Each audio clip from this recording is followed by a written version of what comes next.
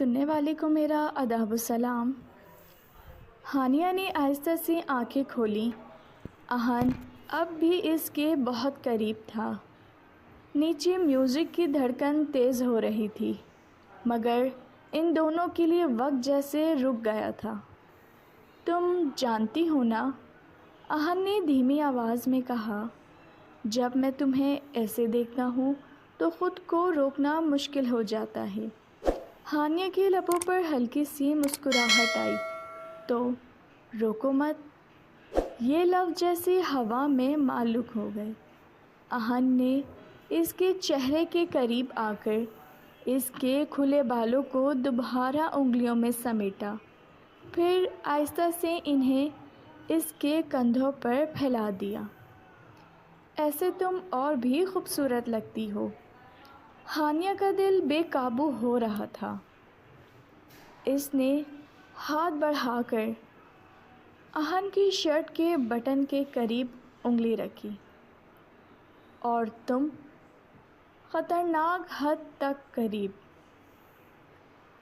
اہن نے ہلکی سی ہنسی کے ساتھ اس کی کمر کے گرد بازو رکھ دیے۔ اس کی انگلیاں وہیں رکی رہیں جہاں اس نے کچھ دیر پہلے ڈوری باندھی تھی۔ ہانیہ کی سانس ایک لمحے کو رک گئی۔ اس نے آنکھیں بند کر لیں۔ اہن، اس کی آواز سرگوشی میں بدل گئی۔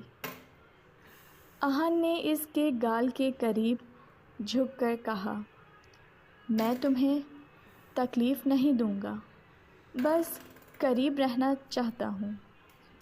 اور اس کے اور قریب آیا۔ ان کے ماتھے ہلکے سے ٹکرائے، سانسیں آپس میں گھلنے لگیں۔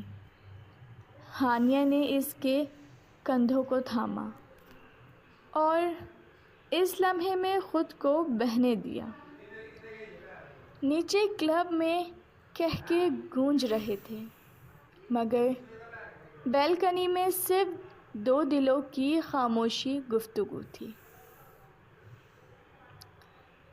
دور سے ماہرہ نے یہ منظر دیکھا اور ساحر کی نظریں غصے سے بھڑک اٹھیں، کیونکہ آج کی رات صرف ایک ڈانس نہیں تھی، یہ دلوں کا امتحان بن چکی تھی۔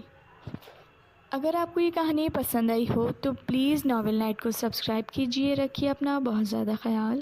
کل ملوں گی نئی کہانی کے ساتھ، اجازت دیجیے۔ اللہ حافظ۔